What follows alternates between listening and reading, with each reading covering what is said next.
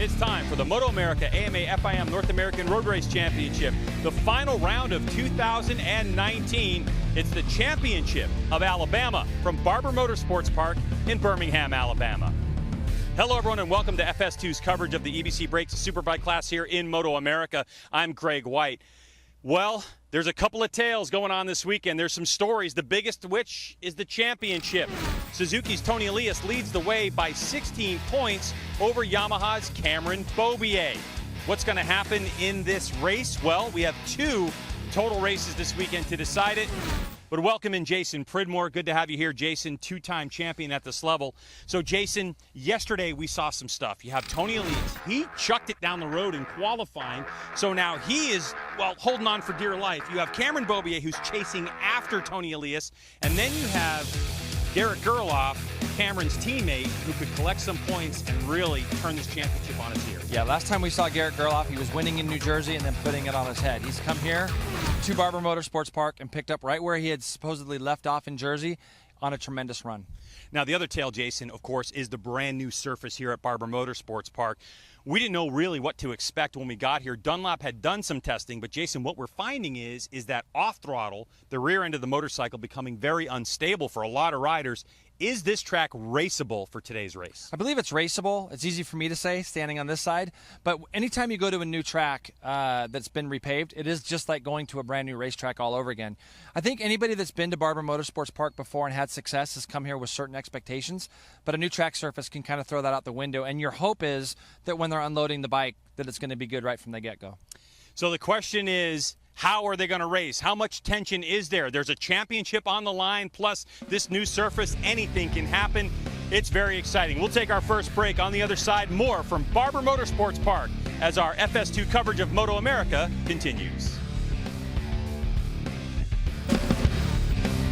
Fox Sports coverage of MotoAmerica Superbike racing from Barber Motorsports Park is brought to you by Dunlop, the official tire of the 2019 MotoAmerica Championship.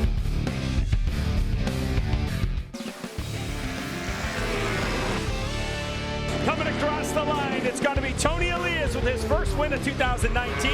In second spot, Matthew Stoltz on the Westbeat Racing Yamaha, just ahead of factory star Cameron Beaubier. Yeah, great job there. You can see Tony, he just had a little baby boy. So that's probably going to be towards him. That means another month of diapers. Yeah, that's going to be first win as a dad is what that is. So tremendous effort from Tony. Well, a great race for Tony Elias to start off the season, but you know, it's really been a tale of two for him. In the first 12 races, 6 wins, 11 podium finishes. He collected a total of 246 championship points, but in the last 6 races, it's only been 1 win, 3 podiums, and only 87 points, which has Cameron Beaubier only 16 adrift of Tony Elias in the championship. So it is 16 points, and our very own Hannah Lopa had a chance to catch up with Tony Elias in the pits earlier this weekend. If you think of these 16 points, it's complicated. We are obligated to do something good. Win is good. Second is good. Or third could be good, but not good as first and second. But something out of these 3 positions, it's really bad. So no relax and just keep going and working. We are trying many things. We had some problems in the last races, and there are not normal problems, so we have to investigate. We have to find a way, and I think we did it. Crash was in the plan today, okay. I mean in the God's plan, okay. We are okay and we will play it tomorrow. I'm very determined to do my job, and I will try all my best, and I will put more difficult as I did before as possible to the others. With this, if we win, okay. If we don't, was not meant to. And we will congratulate to the others if that happened, but we have 50 points to play, and we'll see. I don't know. We'll see.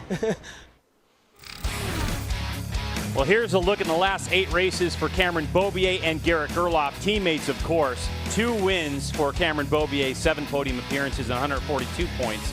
For Garrett Gerloff, 4 wins, 6 podiums, 140 points collected. Well, for these 2 riders, they're the ones that could set this championship up. Cameron Beaubier going for it. We had a chance to catch up with both Beaubier and Gerloff in the pits earlier. You know, you obviously always want to beat your teammate, but Garrett and I have, you know, we've had some like history together. We both came in to Yamaha on 600s at the same time in 2012, and we've almost been teammates ever since then. You know, like I got off 600s a little bit earlier than him, but now we're right back in the same truck. Yeah, I mean, yeah, obviously it sucks getting beat by your teammate, but at the same time, it's like it's a really good, you know, motivator, and you're on the same bike, you're on the same equipment, and it's just kind of a kick in the butt and you get going again type of thing, and that's what we've done. So yeah, I mean, it's been good. Cameron and I, obviously we talk and stuff, and we're both on the same bike, so it's just nice that that if I see him going a second faster than me, I know that my bike can go a second faster also. It's just I got to figure out how to do it, you know.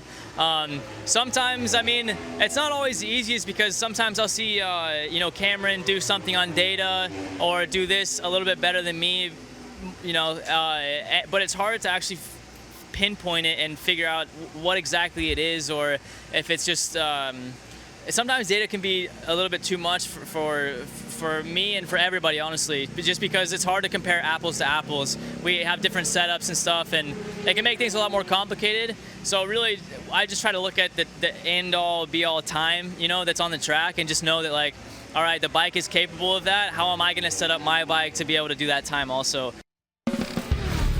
Well, for Garrett Gerloff, he's been on fire this weekend and could decide this championship, but also the likes of Heron, Schultz, and Beach, well, they could play a factor as well. More from Barber Motorsports Park when we come back.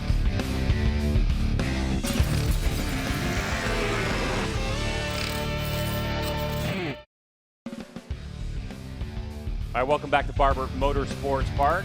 EBC Brakes Superbike race underway. Birmingham hosting, of course, Barber Motorsports Park, an outstanding town to come to. Let's take a look at the Yamaha track map. Jason, I'm going to tell you something. Beautiful race course, fresh pavement all the way around, 2.38 miles.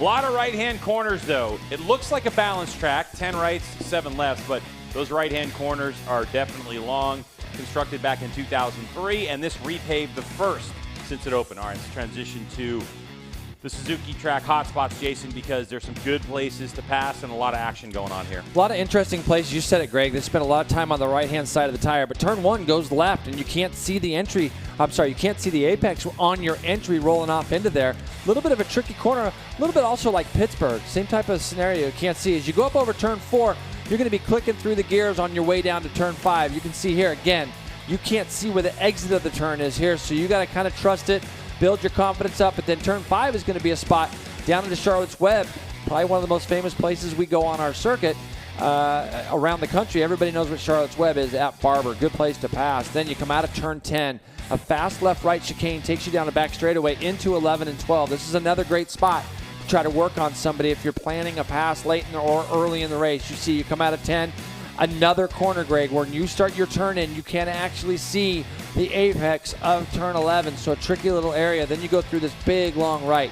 The spot you talked about just now where we spend a lot of time on the right-hand side of the tire, nowhere more than we do than on turn 14 and 15. You spend a lot of time there, so you really want to make sure that your bike, when you're working on setups and things, that you're comfortable leaned over on the right-hand side of that tire for as long as these guys will. A flick back to the left onto the front straightaway here at Barber, and that's going to be a lap. Tricky track, fun track, a lot of places that have some funny idiosyncrasies as far as how you turn into a corner and you can't see things. Well, I'll tell you what, new asphalt always makes a manufacturer scratch their head. Dunlop had Taylor Knapp come here and test before we got here, and we talked to Taylor about what he learned. Yeah, so it was a really good decision for them to send me down, and obviously the topic of the weekend is this new pavement. And it was an unknown. Obviously, when they repaved the track back in 2003, when they built the track, actually, we had some issues with the abrasive surface. So they sent me down here, and we ran through all of the basic compounds that are the popular compounds that we run every weekend. And we just sorted through every one. So with the testing, we kept it all very controlled and very consistent. So same tire pressures, not allowed to make any changes to the motorcycle. Basically, that's just to create apples to apples, consistent controlled testing. And it was really good. We sorted through a lot of the compounds that did not work, and then obviously they know not to bring those, and actually created some newer compounds. So we learned a lot, and it was really good. Beaubier, he's closing on him. Is he going to make the move now? Wow. He pulls out and he goes by, but we know how Tony is. Right to the apex he goes. Is there any room for two bikes? Tony Elias back with the lead. Will he? Oh, they touch. Now it's the run to the checkered flag. And it looks like Beaubier gets pushed wide, and that'll do it.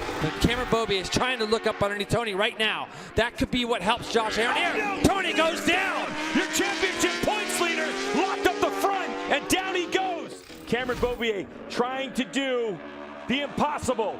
He's on the gas. No, Tony's off the corner. Well, underneath the bubble, and Tony Elias, after a red flag, will take another win in the EBC Brakes Superbike class.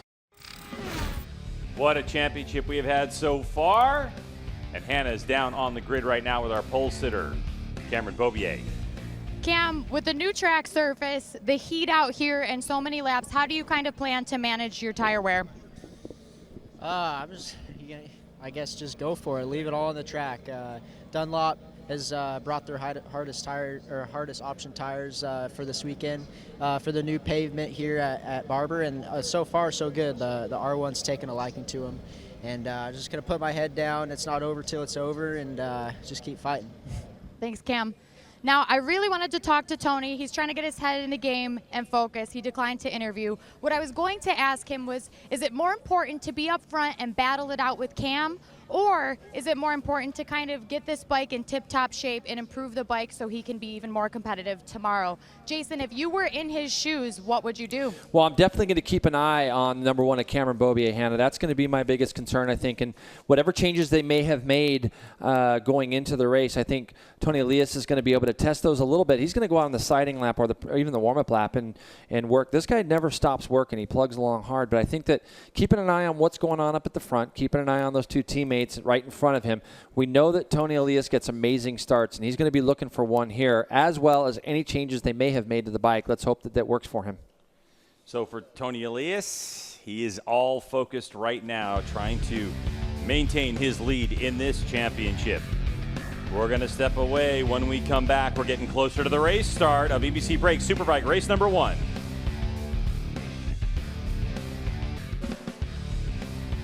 Fox Sports coverage of MotoAmerica Superbike racing from Barber Motorsports Park is brought to you by EBC Brakes, official brake pads of the 2019 MotoAmerica Superbike Series.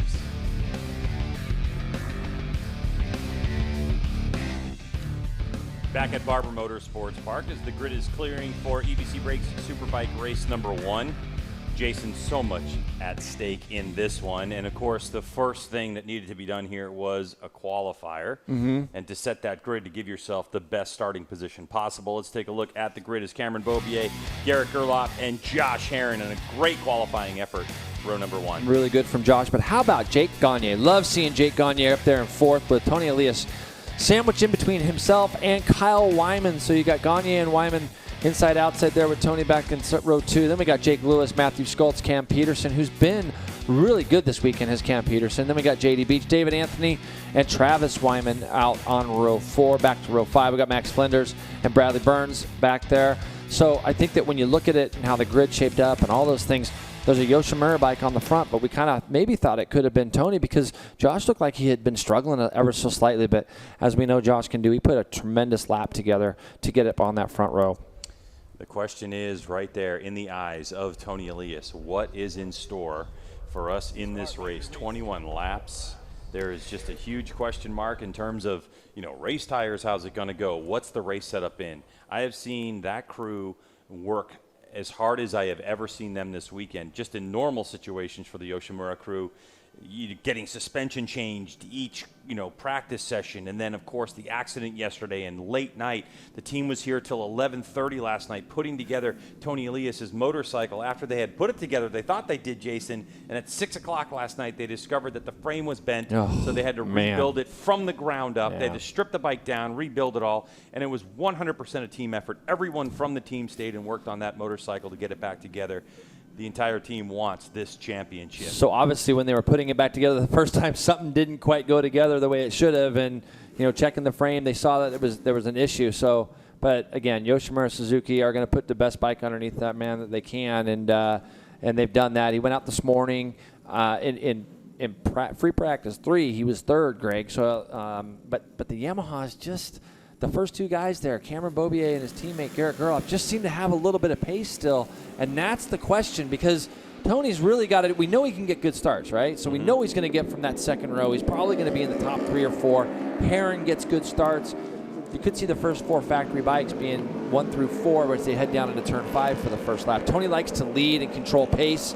It might be a little bit harder here.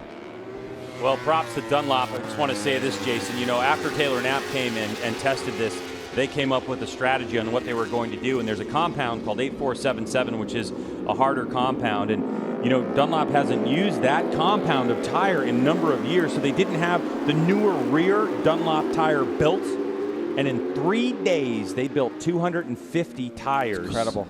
Now, in this particular case, they're not going to use it today, but they definitely could use it tomorrow. Let's get down to Hannah, who has our last-minute report. Hannah? Greg, speaking of tires, I looked at the sheet that Dunlop gave out to us, and both of our championship contenders, so Tony Elias and Cameron Beaubier, both are on that hard compound front tire and the medium plus rear. So keeping out for the orange band on the front, black band on the rear. But guys, I really want to know, based on their personal riding styles, do you think that will affect how they manage this tire wear today? Well, it definitely can, Hannah, because we know that Cameron doesn't generally like to use something as hard as what he has here. So, but he's had a lot of laps on it. He looks comfortable on it. Obviously, he's on pole position as well. So it's going to be a nice thing for him to have there, as far as nobody in front of him off the start. So I don't think it's going to play a big deal. Both these guys are professionals, and now, they're black and round. Greg, you got to go on them when you can. Yeah, you definitely do. Josh Herron, who's on the front row, chose the medium compound front tire, so we don't expect to see the orange band on his tire. There's a look at what Josh Herron has on the front. So that's Herron really putting a lot of confidence in that medium compound tire, where I think the entire rest of the field, with the exception of Burns, has chosen that hard front tire. So here we go. EBC Brakes Superbike race number 1, championship on the line. Clutches are out, and it's a good launch from Cameron Beaubier and Garrett Gerloff. Who's going to have it into turn number 1? It'll be the number 1 plate, and a good launch from the number 2, Josh Herron, as Gerloff trying to hold on to second. And how about Kyle Wyman in 4th spot, Jason? Tony Elias is 5th, right where he started on the grid, Greg. He got a good run down the outside, but Kyle Wyman got a tremendous start from row 2 to slot himself into 4th. So keep an eye on that Ducati early as they break down into Charlotte's Web for the first time. Tony Elias into 5th spot. All eyes on the championship points leader. The situation coming in, of course, we talked about is everybody trying to find some traction there, Yeah, but Tony Jake. doesn't have very much of it, Greg. If you look back there, that bike's moving all over the place. Jake Gagne made a run on him as they went down here into turn 8. Going to keep an eye on Tony's bike here for the first couple of laps, because he lost the front in the middle, lost the rear on the exit. Boy, he wasn't comfortable as he hit that museum corner. Correct. He just lost a couple bike lengths there. And this is from his bike with Jake Gagne on that BMW right up behind him. Jake showing some real pace. They've just got through the corner where Tony Elias made a mistake yesterday and tipped off. Josh Herron now slots himself into second. And this is what Herron does so amazing. He's really good at picking off people in the opening laps. So it's Herron now into 2nd spot. After Josh Herron has really started to sort himself out this weekend, Garrett Gerloff, who we thought had race-winning pace, is back in 3rd. And there's Tony, and it looks like Jake Gagne just trying to get around him. He does not look comfortable at all, does Tony. That's probably the worst first lap we've seen from Tony Elias. He's going to lose a spot to Jake Gagne as they go into turn 1. bike just looks very loose and squirrely underneath him right now, Greg, and you can see the yellow helmet there. Jake Gagne has made his way by. Next in line will be J.D. Beach, and behind him Cam Peterson. So he's got 2 more Yamahas nipping at him. Meanwhile, Cameron Beaubier, the guy who's second in the points, is starting to eke out a little bit of a lead. Josh Herron trying to find a win for himself. He's had 4 podium appearances, has Herron. Oh, and Gagne goes wide, so he's going to give that spot back, and he could lose 2 or 3. Looks like he's going to lose 2 on this one as the drag race to turn 8 happens. So Tony Elias, for the moment, gets it back, but here comes the 95 of J.D. Beach. He's hungry to get by the 24. Oh, Jake Lewis is off in the grass. He should be able to get that bike stopped. Yep. Tips it over in the gravel. Just getting it too close to the wall there. When the bike starts to slow down, it starts to bury itself, and this makes it very hard to steer, and you can see he was getting close to that tire wall. And Cameron Beaubier is in way deep, way big mistake for Cameron Beaubier. So Beaubier, is he going to lose it? He does. And Herron loses the rear, and now Gerloff's going to go underneath both of them, and Cameron's going to follow him through. What a crazy sequence of events there in 3 corners. This racetrack is new. It's only a couple of weeks old, and there hasn't even been any rain to wash off any dirt after they laid it. So the question is, what's available in terms of traction? And just like that, we have a shakeup in the order. All the while, the number 33 of Kyle Wyman. What a job from Kyle Wyman. That all started from Cameron Beaubier getting off into turn 12 deep, pushing him wide through 13. Herron goes to go underneath him, passes him, loses the rear in 14, and Gerloff just sat there and watched the whole thing, as well as Wyman. Wow, does Cameron Beaubier even know that Tony Elias is back there in 5th? So Tony had a rough first lap, but we've seen this from Elias before. He'll just grind away, and it looks like Elias might be closing a bit of the gap onto Wyman. Well, the splits are definitely going to... Oh, wait a second, pass for second, as now it's going to be Josh Herron forcing the issue on Beaubier. Thanks for that, G-Dub. Yeah, I mean, that's what Herron can do so well. He got a great run out of turn 5, was able to slide his way up underneath Cameron Beaubier into turn 6. Well, Josh Herron, Yoshimura Suzuki trying to help out his teammate in the points. We thought it was going to be cut and dry, maybe a 1-2-3 finish from Gerloff and Beaubier and Elias, but things aren't shaping up like that right now, and boy, it looked like Cam Beaubier getting aggressive in that corner. This is where he likes to run tight all the way around, Greg. We've seen it from years past, and he's going to make a move on Herron to stand him up. Just like I said, Greg, we've seen it from years past, and he's going to be able to hold on to that spot as they come onto the front straightaway. Let's see if that Yosh bike can go back by. So Beaubier under the bubble. Here comes Josh Herron. A good drive. On the brakes they go. Herron will take over the spot. Beaubier knows, though. Garrett Gerloff is out front having his way. This is the race lines he wants. He has no one in front of him. This is where Garrett Gerloff really shines. And Cameron Beaubier can see max points just eking away. Tony Elias is loving this, seeing his teammate battle hard with Cameron Beaubier. As they come down into Charlotte's Web, Herron's got the thing backed in, Greg. He's got it stopped, though. He's got it turned and stopped.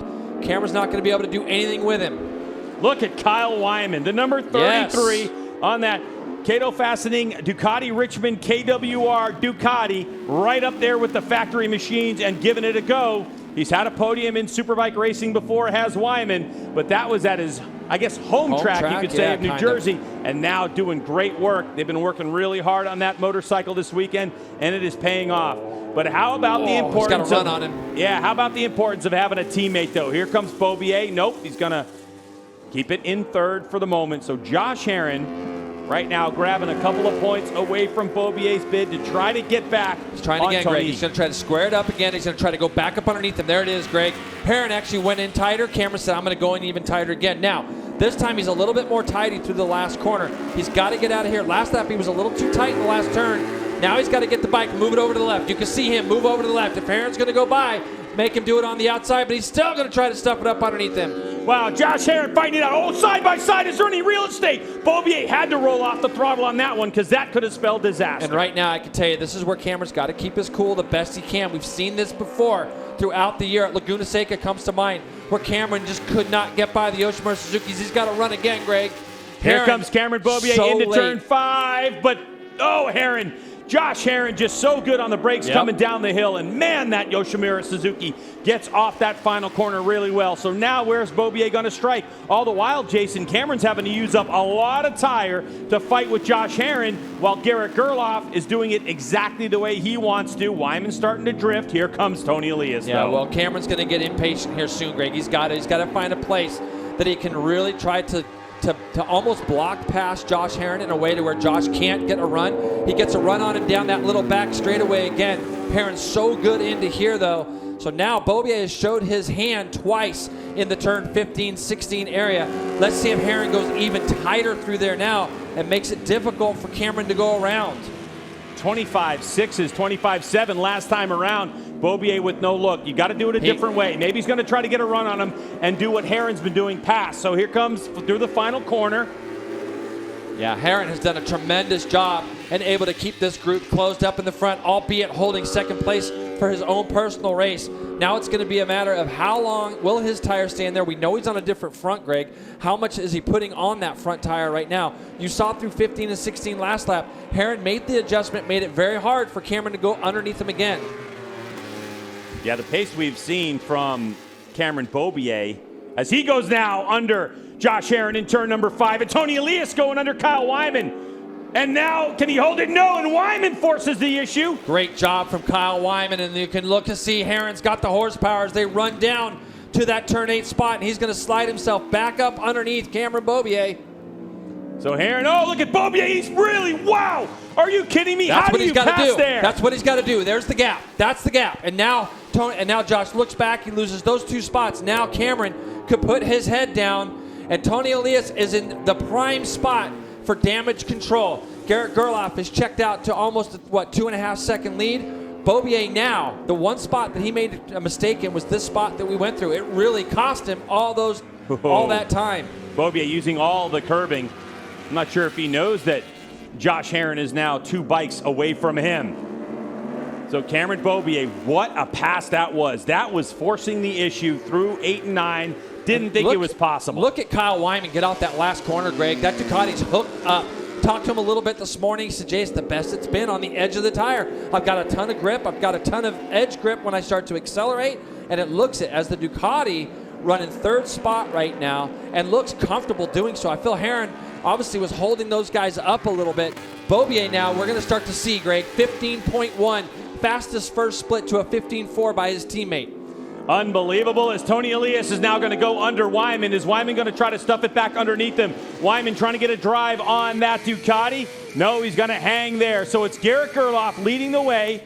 3.2 seconds over Cam Beaubier. Tony Elias now up into 3rd spot.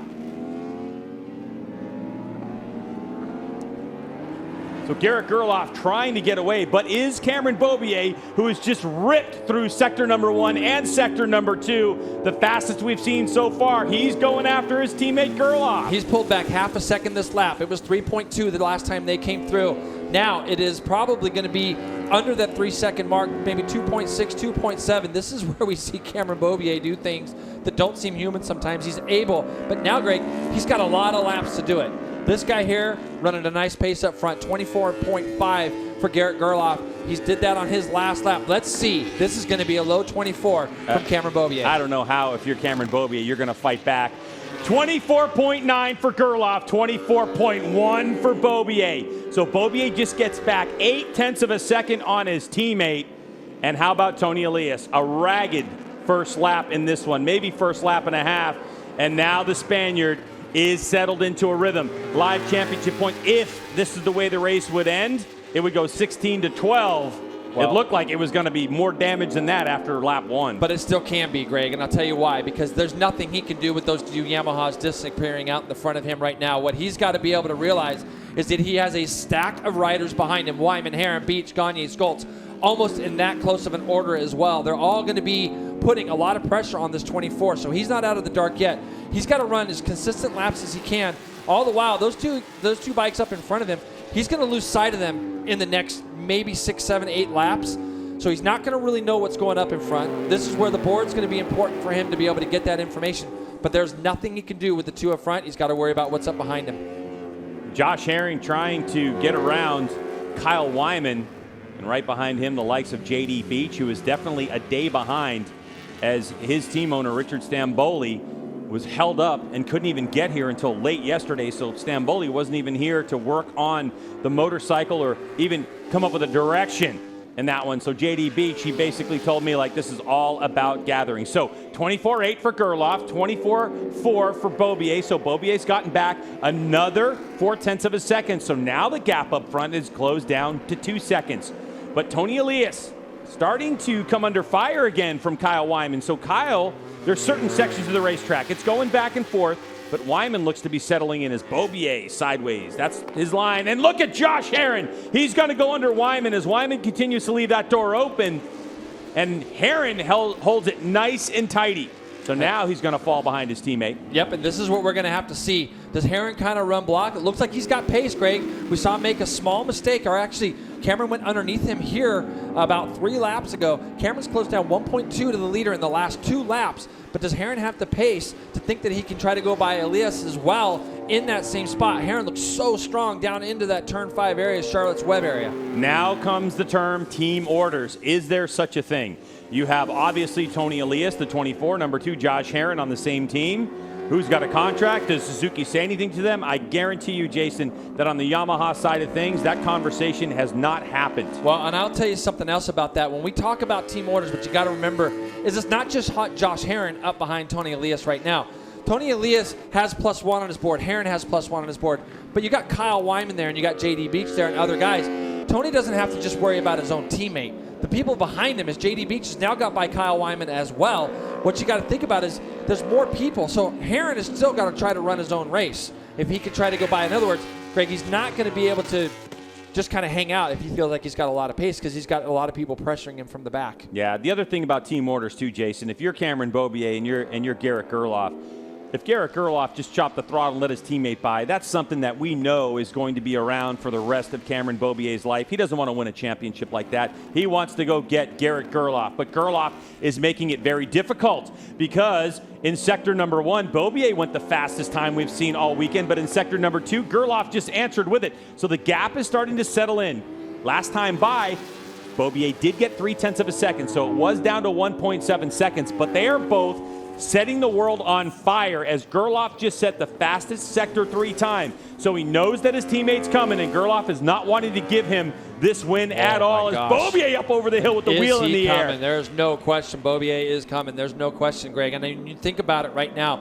We've got 2 purples on our screen. We got 3 purples, and they're all from the factory Yamaha riders of Gerloff and Beaubier. But see, now he's responded. He saw 3.2 on that board earlier. When we talk about purple on our screen, that is the fastest sector of the race. These guys are, what, Greg, we've got 11 laps to go. So we're 8 laps in, and these guys are still running fastest sector times. 24 flat that time for Cameron Beaubier.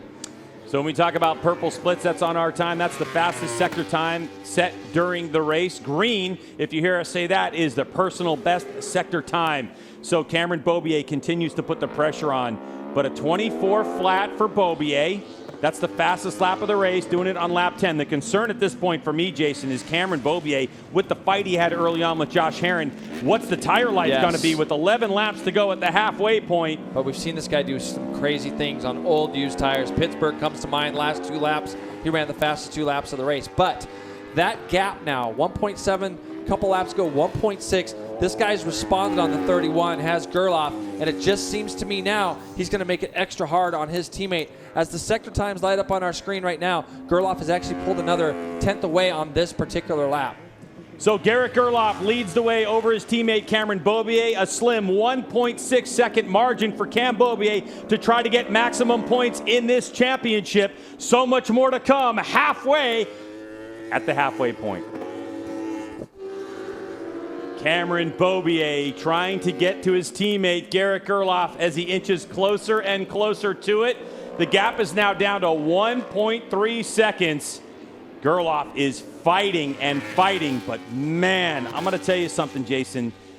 If it wasn't for that battle between Josh Herron, this would be a different looking race at the moment. Instead, There are hearts pounding all over the place on the Tony Elias side of things as he sits in third spot with Josh Herrin, his teammate, behind him, and on the Cameron Beaubier side of things as well as he's trying to catch his teammate who is only interested at this point in winning these races, and why not? That's what he gets paid to do. Yeah, and Gerloff right now, anybody that thinks that there could be what you talked about earlier, team orders, 24-2 last time by for Garrett Gerloff, which is flying. They only qualified at 23-9. How about Cameron Beaubier going 24 flat, 2 laps in a row, trying to grind down those lap times? Here's an onboard from Tony Elias. As you can see, he's got his teammate right behind him. But you see behind him, Greg, there's 3 more guys lying astern, sitting just behind him. You got J.D. Beach, Jake Gagne, Matthew Schultz. We've seen now that Kyle Wyman has just fallen off the back of this battle. So all those 3 guys behind these guys are thinking, well, that's a podium right up there. I could sniff a podium out. Yeah, but still so much laps left in this race, and obviously, you can see pit board right there. Just telling Tony Elias that he's got 8 seconds adrift of first and second spot, and he's got his teammate Herrin right behind him. So, Jason, when you're seeing that on your pit board, you think it's comforting for Tony Elias to see that it's his teammate? I just, it's a hard question for me to answer because I don't know what Josh Herrin's contractual obligations are going into 2020, if he has any job or doesn't have a job. But right now he's following Tony. It's got to give, unless these 2 guys have talked to each other and Josh has said, hey, if you know it's me behind you, I'm not going to do anything and this and that. Josh is a veteran of our series. He's been there before and he's seen what's going on. Right now he's got a run on him. He answered the question. It looks like Josh Herrin's going for third. No, he doesn't do it. So it looked like he had a great drive on his teammate. He did. He had a run there, Greg, and that might just tell the story of what you and I are questioning right now. Because he's that close. It is close racing, but Herrin's also going to be aware that there's 3 riders, J.D. Beach, Jake Gagne, and Matthew Schultz right behind him. Schultz, of course, a winner here at Barber Motorsports Park a few years ago in the rain. And the thing you cannot forget, Greg, is the leaders, 24-1 for Garrett Gerloff, and Beaubier has gone 24 flat again. Each one of Beaubier's last 3 laps have been faster than the one prior. They're riding on the edge. I mean, these guys are right on qualifying pace. There's still a bunch of laps left to go here. Anything can happen. But what's going on right now is you're starting to see that gap between Herrin and between the guys behind him. That's going to probably give him a lot of confidence to know, okay, there's nobody back there, there's nobody behind. You can see Josh is having a look. They're pulling away, Greg. Absolutely. So he's pulling away from that group. So 24-1, the fastest lap of this race at 23.8 by Beaubier. That was last time by the way. So now the gap's down to 0.8 of a second. And Beaubier is there. 23.8. To give you an idea, last year, the fastest lap put in a race was a 25-1 by Beaubier in race number 2. We are 1.3 seconds quicker. And here you go. That's Gerloff coming out of the last corner, Greg. He rides a lot of moto. I know he does, and he just made the last turn a little bit of a motocross. But you can look back now, and in our shot, Cameron Beaubier is there. He's really close. We're talking 0.8, and he has done it by doing 324 flats in a row, then going quicker than qualifying this morning. 23 in the hottest part of the day right now. No joke from Cameron Beaubier here. The tires, by the way, working the best, optimal at the hottest part of the day. This is what Dunlop wanted to see. They wanted to see a 50 C, about 122 Fahrenheit track temperature for these tires to work at their best. Kind of counterintuitive, Jason, to a lot of people who think to themselves that, if it's hotter, the tires aren't going to work as good. Think of it as a spring. That warm temperature allows that tire to move around a little more and works great. How about this? Cameron Beaubier is now on the back of Garrett Gerloff. They go by 24 flat, Gerloff 24-7. So now, Jason, the question is, if you're Cameron Beaubier and you have a 10-second gap over Tony Elias, do you start to force the issue this early, or do you just settle down? And that's really the big question. Well, it looked like for a moment that we might get the answer. I can tell you right now that Beaubier has been coming down into 5 and sending it sideways, but those wheels were perfectly in a line. Well, now you're going to get to see, hopefully, Cameron, where he's at now. It makes it really hard for him to go 23.8, 23.9, 24 flat anymore. He's done 5 of those in a row, Greg, in the middle to run down his teammate. Now it's almost like he can take just maybe the tiniest bit of breathers. Gerloff has watched that lead go from 3.2 down to +0 now. Both guys know where each other are. Now it's just going to be a matter of how they want to play it out, where Cameron feels like he's gaining that time, and if that's a spot where he's gaining time, then he'll be able to make a pass. And Garrett hasn't given it to him. I mean, we have seen sector splits up until the last lap where Gerloff has gone fastest of the race. He just hasn't put it all together where Cameron just keeps chipping away. And I think that you got to keep in mind, too, that these guys are going to race each other hard. They're going to race each other clean. The important part is Cameron, in a perfect world, wants to pass his teammate as clean as possible, not disrupt Garrett's flow, so that this 10-second lead they have right now never gets disrupted. And so it's going to be a clean, calculated pass, hopefully somewhere. There won't be any standing each other up or any of that kind of stuff. It's going to be a nice, smooth pass, I think, if he's able to get through. And it's probably going to happen, like you say, down in the Charlotte's Web area. Monster Energy Yamaha Factory Racing teammates. Number 31, Garrett Gerloff out front. Number 1, Cameron Beaubier. As Beaubier gets a little bit loose. Did you see the bike come off the ground? Yeah. Yeah, it comes off the ground. And what he's doing there, Greg, is he's soaking up the top of that ridge with his legs. You saw his butt about a couple, 6 inches out of the seat. That's using your legs as you go up over the top of that to soak that bike up so that when it rips over the top and it gets a little airborne, you got a little room to move around. Garrett Gerloff looking good. This is the situation we thought it was really going to play out. Garrett Gerloff not giving it to his teammate, but Tony Elias, the 24, right now finishing in 3rd spot. If Cameron Beaubier can win this race and Tony Elias stays in 3rd, and we have the same result tomorrow, Beaubier would win this championship by a slender 2 points. And I got to be honest, I think Josh Herron has some pace. He's being a really good teammate right now, it looks to me, to Tony Elias, which is nice. It's because I think it would take a big pass for Josh to get by Tony, but he's letting Tony do his own thing. They've probably got a little agreement. They changed in the same truck. They've probably said, hey, if I'm up behind you, I'm not going to go stepping up underneath you unless there's a clear path on the way through. Here you go, Greg, as they come down the front straight.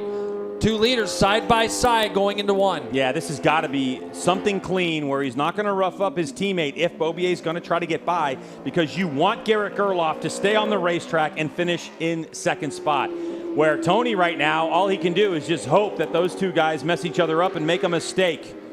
So Tony Elias, number 24 in 3rd with his teammate Herron. So it's 4 factory bikes up front, and this battle for the championship with Jake Gagne, Kyle Wyman, Cam Peterson. It looks like Matthew Skoltz into the pits in this one. I saw him slowing down, Greg, out our window. I did see Matthew slowing down, so Skoltz is in the pits.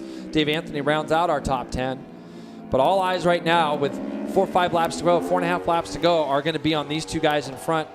And where we've seen Cameron take a couple little runs, this would be another spot. You get through this right, if you can get a run on a guy, you can do something with him. But passing somebody down into this left, Greg, is a little bit sketchy rolling down into turn 12. As you heard me say in our Suzuki hotspots, you can't see the apex of the corner when you're tipping in. There's Matthew Skoltz. Westby Racing, Yamaha's Matthew Skoltz out of this one. And by the way, Garrett Gerloff just set the fastest Sector 2 split of the race, as now Cameron Beaubier goes up the inside of his teammate. Can he get it back over to the left? Oh, his foot comes off the peg for a moment on the transition, but now it's the number 1 plate of Cameron Beaubier, who's taken over the lead for the moment. But here comes the fight as Gerloff takes a look over and sees his teammate, and into turn 1 goes Cameron Beaubier. So he will take over the spot for the moment, but we'll see if Gerloff wants to fight him at this point. And where did he do it, Greg? The spot that we called earlier on, turns 15 and 16. I've seen Beaubier do it for years there. He's able to run a tighter line than most through that corner, and I feel that you're going to see the same thing that we see in that battle for 3rd and 4th right now between 2 teammates.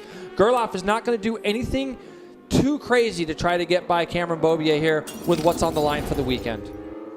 Here you go. You can see Cameron just has this ability to go tighter than what other people think. We saw Herron make the adjustment after being passed there twice. Foot came off the peg because as you start to accelerate from the right, the outside peg, as much as you're wanting to try to use it to help accelerate, Cameron just didn't quite have his foot in the spot after making that pass.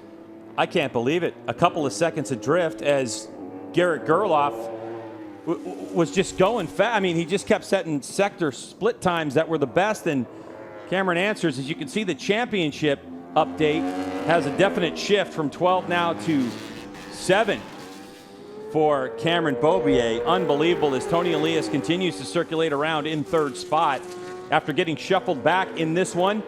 Yeah, and JD Beach right now is still right on the back of these 2 Yosh bikes. Make no mistake about it. They got to continue to push. 1.6 seconds between Herron and JD Beach. They've obviously found something.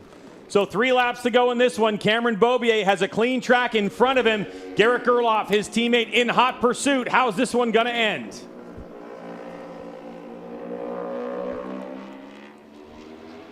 Out of the bottom, up the hill they come. I just can't believe that with the amount of fighting that Cameron Beaubier's had to do, that he's got tires underneath him. I mean, what a job. I really have to take my hat off to Dunlop on this one, because with 3 laps to go, Cam's bike looks very tighty at this point. Yeah, well, having a guy like Taylor Knapp come down here and test tires for you is the right guy to do it. Taylor still has a ton of pace, so having him at your disposal if you're Dunlop is a big deal. So they've done a good job with getting these tires. These guys are still going faster in their 24s. You can look on the right side of our screen, Greg, and I'm looking at that lap 10 to lap 15 pace. That is insane. 24 flats, 23.9 again, ladies and gentlemen, was pole. So the fact that he went 23.8 on lap, what, Greg, 13? Yeah. Incredible. Incredible. But Garrett Gerloff doesn't look like he's given up, and one thing he is doing is continuously applying pressure to Cameron Beaubier. What a championship we have had, Jason. The thing I'm watching, though, Greg, on our screen, and we've got the 2 leaders here right in front of us, 26 flats by the 2 Yoshimura Suzukis last time by. The problem is JD Beach is going 25.1 and even quicker on this lap. He's going to be right on the back of that battle for third. And if you think for a second, I mean, JD Beach, seasoned guy, he's going to be the same way. He's going to be respectful. But if he's got that much pace, he can see the podium right in front of him. What a pace we have here at Barber Motorsports Park. This new asphalt showing that it is very spectacular. Look at JD Beach now. He's on the back of these 2. So now Josh Herron's in a horrible position, because if he feels like he's got pace to get by his teammate, he wants to do it, but he wants to do it clean. And if on the reverse side of it, he's got a guy up behind him now. He's got +0. So Herron, I feel bad for him. He's in the worst spot that you could be on the track. This could be JD Beach's final weekend on a superbike here in MotoAmerica competition, and he wants to prove how good he is. Beach under braking, down into turn 5. Does he have any room? Whoa, that was close. Herron looked over and saw JD Beach how to run on him and just let the lever off. Beach was trying to go up past Herron. Herron's trying to play a little bit of protector, it looks like right now. See how tight Josh Herron is going in there? He's trying to play a little bit of a protection game right now to not let JD Beach by, it looks like. You're looking at the importance of having teammates as Beach trying to get by Herron, and you can see that Herron's kind of slowing him down, so there's a bit of a gap now between 2 teammates, as Herron doing a great job of trying to keep another Yamaha at bay on the Estetson Racing. And he's looking at the board as Herron. Herron goes, okay, we got 2 laps to go. I gotta slow the roll just a little bit here on the number 95 JD Beach is what it looks like. I think that you're going to see here is Tony. He's got what, probably just 0.4 now, Greg, maybe of a second as they come across. We'll see. But he's just created a big enough gap where it'll be hard for JD to get up there. Final lap of this race. Tony Elias as JD Beach trying to go up underneath. Josh Herron. Herron's so good on the brakes today. Herron just let go of that lever. He runs a very tight line into turn 2. And now if he can just run I feel like if Herron is doing what he's doing right now, he's given a big enough gap where JD's not going to be able to do anything with him down into Charlotte's Web. Good for Herron running over to the left there, a little bit protective. Here's our lead battle, Greg. This is it. Championship ramifications right now as Cameron Beaubier reeled in, caught, and passed his teammate Garrett Gerloff on the final lap of the race. There's only 1/10 of a second between them. Gerloff has continued to put the pressure on his teammate all race long. And when they go back and look at the lap times, they're going to know that this race was not handed to Cameron Beaubier. This could be the race for Cameron Beaubier that defines a potential 2019 championship, holding on to that number 1 plate. Through turn 16 and the final turn number 17, Cam Beaubier, can he keep it tighty? 2, the throttle stop he goes. And to the line, Cameron Beaubier will take victory and a maximum 25 points over his teammate Garrett Gerloff. Looking for that battle for third now as you see Tony Elias. Last we look at it, Greg. Josh Herron's right up back. So Herron created a little bit of gap, and then he ran a pretty good solid lap on his own this last lap. To the line they come, and it's going to be Tony Elias. So he will take the most amount of points he can get out of this one. 16 points for Tony. The problem is, Greg, 18 seconds behind. Like, how do you close that gap tomorrow? That's the biggest thing. And I think that this guy here, number 1, he's proven that not only does he have the pace, he has the sustainability to be able to make that tire last. They're still doing 24.5 on the very last lap of the race. Unbelievable. Yeah, insane. The fastest lap last year, a 25.1. We get new asphalt. There was a big question mark on if the tires were going to last. What's Dunlop going to do? They spent the money. They got down here. They tested, and they put some amazing tires underneath this rider. A 123.871 will be the new mark as the fastest Superbike race time. Oh, my goodness, Jason. Are you kidding me? 7 points now, the difference in this championship with 25 points. One race to go in the EBC Brakes Superbike Championship title. It's Tony Elias with 7 points over Cameron Beaubier. This is what we were thinking we might see here. But Tony really showed up in practice session number 1, and we thought, uh-oh, Tony's on it. Yeah, but then you have an accident, and then you see the other guy stepping up pace and all those kind of things. The first session is a teller only because you see who can get used to the track the quickest. What Tony sees right now is not the fact that he finished third. You're going to see probably, I don't want to say demoralized, but you're going to see a guy there. You can see he's the first guy to congratulate Cameron Beaubier is Tony. But something's gone on, obviously, since Jersey. The Yosh bikes were quite a way back. And now we're 18 seconds again today. Not exactly sure what's going on there, but that's the concern. He's not going to be able to make up 18 seconds overnight. I don't think that Tony's going to be able to go from his best lap of the race there, Greg, a 25.1. How's he going to get to a 23.8 if needed? And that's the concern. Yeah, really, Jason, if you look at Cam Beaubier, the way he's collected points, when we were in Sonoma, back around the 10th of August, Cameron Beaubier, well, he scored 0 points in race number 1, and then he comes back to win that race. And now for Cameron Beaubier, it's been win, second place, second place, second place, win. And those seconds could have easily been wins, the ones that he finished second. And we've seen a lot of frustration from the young guy all year in some of his battles. At Laguna Seca comes to mind, and then, of course, Pittsburgh and some of those come to mind. But, the thing is that when you get down to it, you can always look back on the year at the points that you didn't get. We saw Cameron crash at Sonoma in race 1. Tony gave it back to him the second day. And, Tony could have probably finished second or third that day, had those points in pocket. And this is what can happen in these championships. As we go down to just a slim finale. 7 points. First to second is 5, first to third is 9, the difference. By the way, second to third is only 4 points. Yeah. So it's really important, as we really think, without question, that Tony Elias and his crew are going to go to the drawing board and make improvements on that motorcycle, and we're not going to see an 18-second gap. Can he make up 18 seconds? That's a tall order, like you're saying. But Greg, it was one little mistake that Cameron made in this race. One. He made one mistake, and 2 guys got by him. Yeah. And that really showed then, as soon as Herring got by and they started messing around with each other, that gap had got pulled away from Gerloff. That makes it really, really difficult. But Cameron made one tiny mistake and then had a fight on the rest of his hands. The lap times that he did in the middle of that race will be something that you can look back on if things turned out well for him tomorrow. He'll be able to look back on that middle part of race 1. Unbelievable. Cameron Beaubier with a 1/10 of a second victory over Garrett Gerloff, his teammate. And then Tony Elias and Josh Herron in that order with J.D. Beach, Jake Gagne, Kyle Wyman. A good race for him, but drifted back to 7th. They'll be taking a look, see how they can get that bike to continue to go that pace race distance. Cam Peterson, 8th, and David Anthony, the first of our Kawasaki's. So Yamaha, Suzuki's, BMW, Ducati, and Kawasaki all in the top 9. We love to see that parity, Jason. Absolutely, yeah. We'll see if Kyle was up there at the beginning. Wonder if he had a bigger drop in tires or what could have maybe been the problem. Just to see Jake Gagne up there riding with those guys again, and JD Beach obviously found something. So JD's going to go back to Richie Stamboli in that Attack Yamaha team tonight and make some changes, and hopefully he can push it closer. And the question was answered at the top of the show. We talked about the raceability of Barber Motorsports Park with this new asphalt. We knew the grip was there, but the question is, if you had to make a pass offline, could you make it stick? And you know what? Other than Matthew Skoltz, who pulled into the pits, no attrition in this race. That's great. Good to see. It's great to see.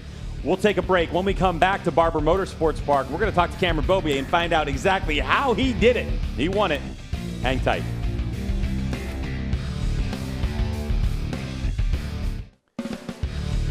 Fox Sports coverage of MotoAmerica Superbike racing from Barber Motorsports Park has been brought to you by Dunlop, the official tire of the 2019 MotoAmerica Championship. Back after a heart pounder in that one, as Cameron Beaubier is desperately lunging forward to try to get a hold of this championship, with Tony Elias holding on to a slim 7 points, but Beaubier with the fastest lap of 1:23.871 was the standout, and he's with Hannah. Garrett, Garrett pulled away kind of early. How were you able to close that gap and ultimately pass him for the win? Yeah, I mean, the start of the race couldn't have gone better the first lap, and man, I don't know what it was, but I got distracted going down into, I think, 10 and 11. And I totally lost focus, almost ran off the track. And then Josh and Garrett went by me. And, man, it was so hard to get around Heron. He's such a good racer. And us dicing back and forth, like let Garrett get away. And I did everything I could to reel Garrett back in. He's been going so fast this year. And, especially this weekend. So I was really, really happy with my pace there in the middle of the race. I was able to do, I think I went faster than I did in qualifying on race tires. So that's a testament to Dunlop at a brand new, or at Barber with this brand new surface. So hats off to them. And that felt really, really good.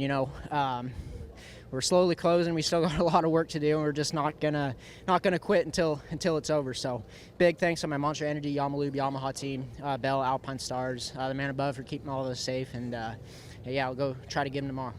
Congratulations. Thank you, Cam. All right, Jason, just to give you an idea, Cameron Beaubier went 1:23.802 in qualifying, and he did a 23.871. So it wasn't quite faster, but we're talking about splitting hairs here. That's 7/700ths of a second difference. Yeah, you can see this is one of the battles that he was talking about with Josh Heron as he went underneath him, and then the next lap it was even tighter still because Heron fired right back past him as they came onto that front straightaway. And you can see he goes up underneath Heron down into turn 5, and Heron was able to get on the back of him. And this pass here, Greg, can't tell you how hard this is and the commitment level that there is and the trust in the guy next to you. Heron could have turned it in on him there, but Cameron had enough of a run on him. And then Heron looked back and saw that his teammate was coming. And then Cameron Beaubier pulls the exact same pass off on Garrett Gerloff as they went through that big long turn 15-16 area, and he was able to pull away.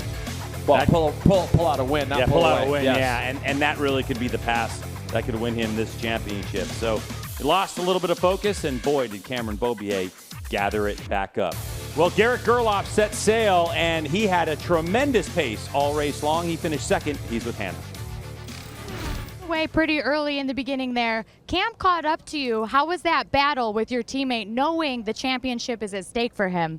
Yeah, I mean, it's always something in the back of my mind. I don't want to mess anything up for anybody. But no, Cameron was riding awesome. I mean, he caught me when I had a little bit of a gap. But my Yamaha R1s felt awesome all weekend. And I really feel like we made some good improvements, especially with the tires that we're having to run, which, by the way, worked really well in that race. Like, we were almost doing qualifying times on a way, way, way harder compound. So props to Dunlop.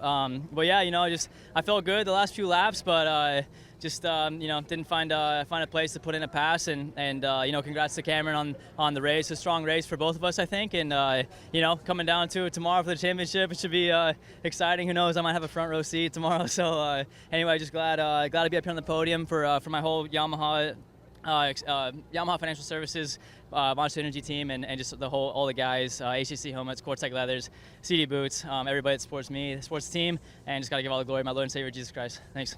Knowing that this championship could come down to this very last race for your teammate, do you think that you could somehow help him and put yourself in a position to elevate not only yourself but your whole team and help him get that win?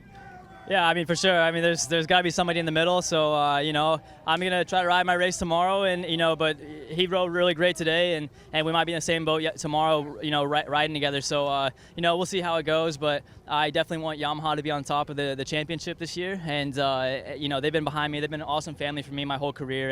And I owe a lot to them. But I really want to win that race, too. So, conflicting issues, problems, whatever. Thanks, Garrett. Yeah. And he had honest. Great question by Hannah, by the way. I really liked it. And Garrett knew the question was coming, and you could see him smiling like, oh boy, how am I going to answer this question? Because when it comes down to it, he's got a career of his own to think about, no question about it. And as far as we know, there is no contract in place for Garrett Gerloff for the future. And would you rather go to try to get a ride in Europe, Jason, and say I won 4 EBC Brakes Superbike races or 5? 5 is always better, but you got to also remember where your bread is buttered a little bit, and you're right. He was almost thanking everybody and trying to run from Hannah, and she got it. So the thing is that there's obviously a great camaraderie between these two as well. We've never seen them get into it with each other. They've always raced each other very clean. I'm sure if the shoe was on the other foot, it would be the same amount of respect from Cameron Beaubier to Garrett Gerloff, but that is the question for tomorrow. Wow, what a championship we have coming down to the wire here. You couldn't ask for anything better. in MotoAmerica competition. But the rider right now who still holds on to this championship lead by 7 is Tony Elias, and he had an entertaining race. Tony, 18 seconds back from your championship rival Cameron Beaubier today. How do you and your team plan to try and manage that gap and close it up for tomorrow? Of course, it's a bad situation, but we have to do something, and we will work hard tonight. We are not going to be with our arms crossed. So, yeah, it happened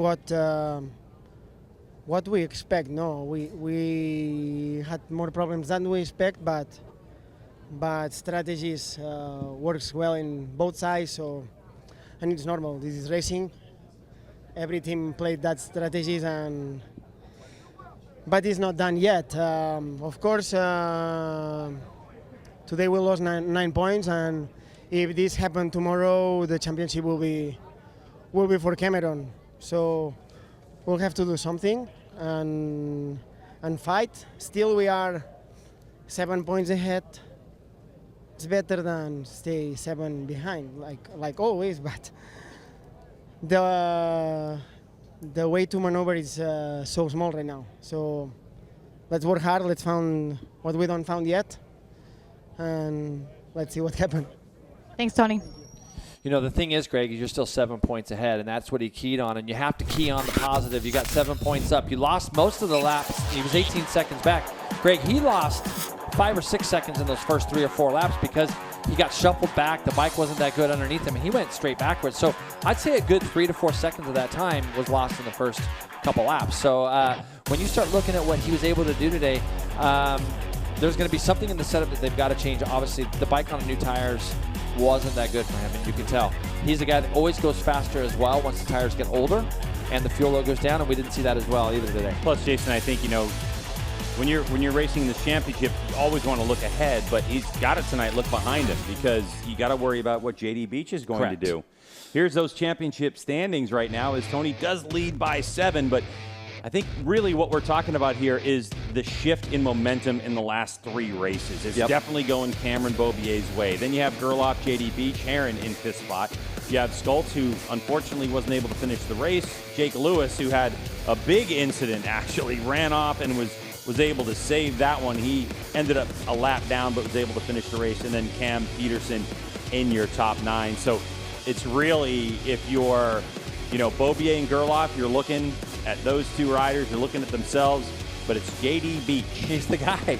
Right now, Stamboli's going to be over there. He's already looking at the data and figuring out what they could do to get JD that little bit quicker, because he was, what was he, Greg, 0.3 off the podium or something like that today.